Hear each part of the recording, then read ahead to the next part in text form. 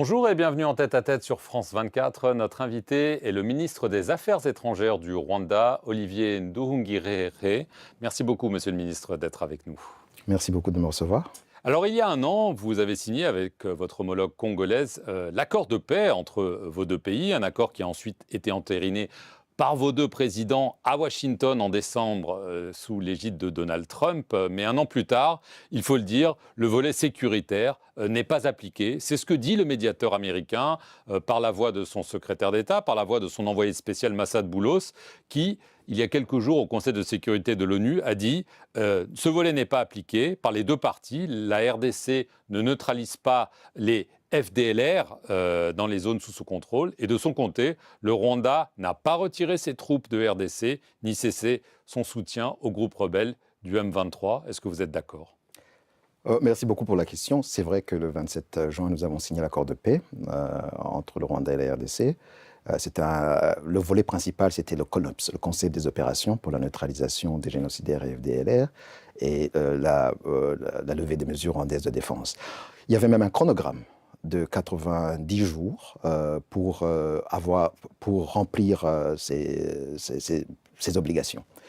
Mais malheureusement, le problème principal est le manque de volonté politique de la part de Kinshasa.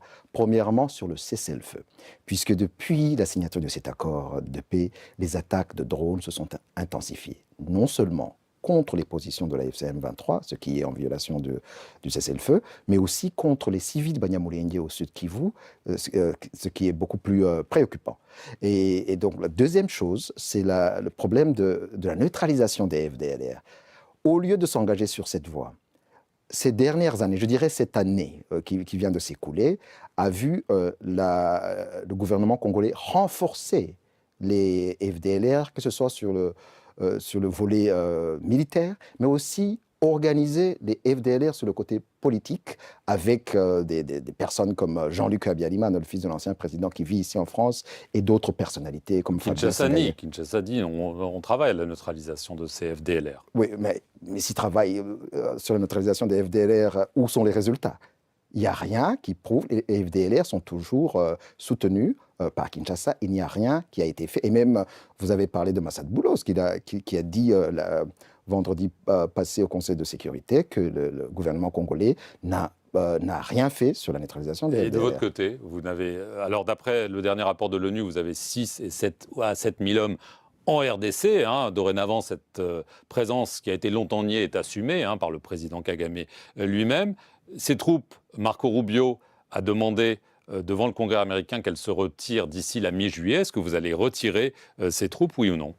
Premièrement, les États-Unis n'ont donné aucun ultimatum au gouvernement rwandais. Marco Rubio a demandé, il a dit « j'espère que ce sera mi-juillet ». Non, c'est nous, le Rwanda, qui avons fait des propositions concrètes pour accélérer la mise en œuvre du Conseil des opérations avec même un chronogramme. C'est nous qui avons fait cette proposition, mais bien sûr, c'est le CONOPS. Le CONOPS, c'est un accord entre deux parties sur des questions sécuritaires qui intéressent les deux parties. Donc au Rwanda, de lever ces mesures de défense, et à la RDC de neutraliser les FDLR. Mais jusqu'à présent, rien, absolument rien, n'a été fait pour neutraliser les FDLR. Donc les troupes rwandaises ne vont pas se retirer. Non, mais la question est une vision globale. Mais c'est le problème depuis le début. C'est-à-dire que l'un dit c'est l'autre dit c'est l'un, et on s'en sort pas. Non, l'accord de paix, ce n'est pas un accord fait pour le Rwanda. C'est un accord pour arriver à la paix dans la région avec des obligations des parties. Et donc, vous avez parlé de Marco Rubio. Le 5 juin, au Congrès américain, il a dit que le Rwanda est en train de mettre en œuvre ses obligations. Mais il n'a rien dit sur l'autre côté, sur l'autre partie qui est la RDC, qui n'a jamais...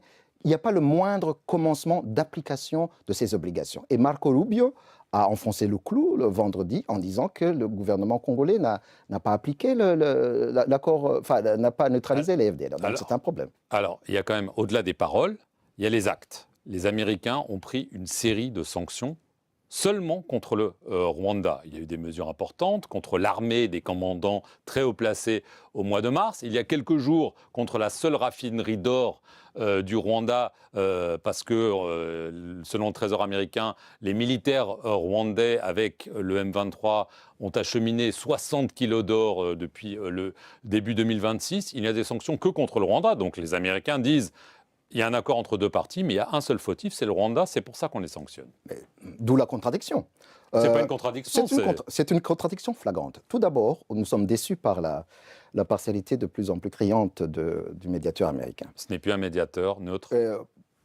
En tout cas, il y a des problèmes de partialité. Ça veut dire qu'ils ne sont plus neutres. Ça se voit sur le terrain. Donc, lorsque Marco Rubio dit que le Rwanda est en train de mettre en œuvre ses obligations à cause des sanctions, en restant silencieux, c'est pas à cause des sanctions. C'est ce qu'il dit. Non, c'est pas à cause des sanctions, c'est à cause des engagements que nous nous sommes fixés comme pays.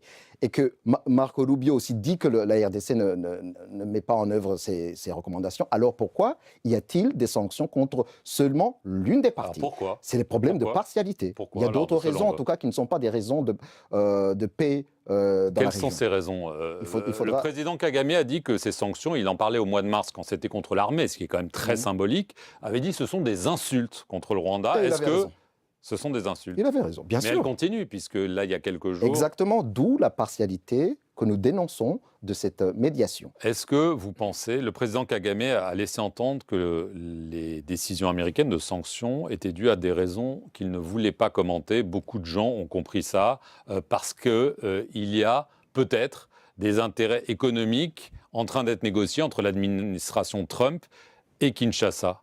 C'est ça, votre lecture de la situation? C'est une question à demander au médiateur américain. Non, mais nous, vous avez des informations. Nous, on ne fait que constater. Qu'est-ce que vous constatez? Ce qui se passe, c'est qu'il y a une partie, la RDC, qui fait fi des accords qui ont été signés, qui intensifie ces attaques de drones en violation du cessez-le-feu, qui intensifie l'organisation militaire et politique des FDLR, mais qui n'est jamais sanctionnée par le médiateur américain. Est-ce que c'est à cause de deals miniers? Je ne sais pas, mais en tout cas, c'est vous devez injuste. le penser. Vous devez le penser. Ah, ben, tout ce que je pense, vous pouvez le dire. Je ne le dis pas nécessairement. Est-ce que, si jamais ça continue, est-ce qu'il y a d'autres sanctions? Par exemple, imaginons une sanction contre le président. Est-ce que ce serait un casus belli pour le Rwanda qui dirait aux Américains, écoutez, on ne peut plus continuer comme ça? Est-ce que l'accord de paix qui a été signé, son objectif est-il des sanctions? Puisqu'on parle de sanctions comme si c'est l'alpha et l'oméga de cette médiation. Cette médiation a comme but d'arriver à une paix durable à l'est de la RDC, après plus de 30 ans d'un conflit. Donc il faut s'attaquer à ces causes profondes. Et moi, je puis vous dire que l'accord de paix de Washington, c'est le meilleur accord qu'on puisse avoir dans la région. Donc, il n'y a pas de problème d'accord. Il y a des problèmes de volonté politique de Kinshasa à mettre en œuvre cet accord et à nous permettre de nous engager dans une collaboration fructueuse sur des projets de développement dans la région. S'il y a des sanctions contre le président Kagame, qu'est-ce qui se passe? Vous savez, nous ne prenons aucune sanction.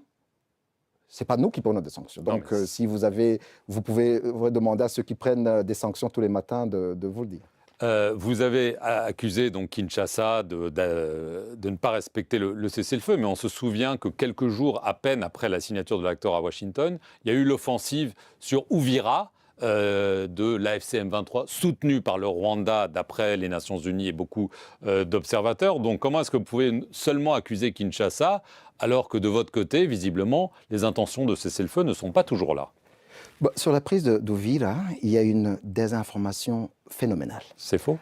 Je vous explique. Le 27 juin, comme vous l'avez dit, nous avons signé un accord de paix avec un chronogramme de 3 mois.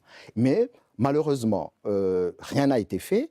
Et au contraire, les États-Unis nous faisaient des propositions de dates pour la signature de l'accord par les chefs d'État.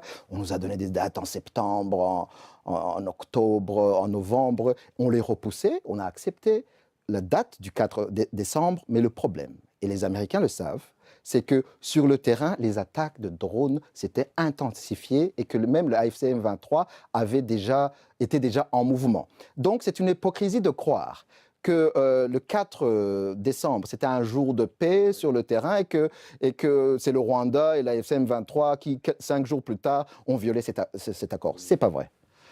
Dernière question, la RDC a déposé le 26 juin une requête devant la Cour internationale de justice à La Haye contre le Rwanda, l'accusant de mener, je le cite, une campagne génocidaire depuis 1996. C'est la troisième fois que la RDC saisit la CIJ contre le Rwanda. Elle n'avait jamais accepté d'intervenir. Est-ce que vous craignez que ce soit le cas cette fois?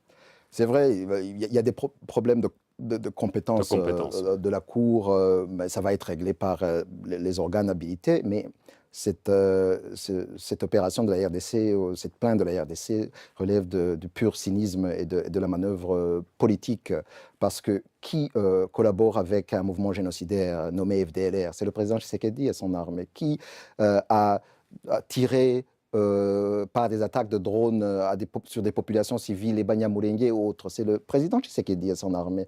Qui a encouragé des discours de haine contre les Congolais Tutsis? C'est le président Tshisekedi et son armée. Y compris des actes de persécution où des Congolais Tutsis ont été lynchés et brûlés quasiment le jour où tout le monde pouvait le voir. Donc, il y a quand même du cynisme à vouloir accuser autre de génocide, alors que c'est le gouvernement congolais, à travers ses milices, les Wazalendo, ses mercenaires, ces ses accusations graves VLR. que vous faites. C'est ce qui se passe sur le terrain. C'est pas ce que tout le monde dit. Mais Non, c'est parce que ici, il ne s'agit pas de dire, il s'agit de voir. Mais les attaques de drones sont bien réelles contre les Banyamulenge. Les discours de haine sont bien réels. Les lynchages sont bien réels. Donc, il y a une accumulation de crimes commis par le régime de Kinshasa. Et donc, il ne peut pas faire fi de ces crimes et aller à La Haye pour accuser qui d'autre de ce genre de crime. Merci beaucoup, Monsieur le Ministre, d'avoir répondu aux questions de France 24 et merci à vous d'avoir regardé cette émission sur nos antennes. Restez-y pour plus d'informations.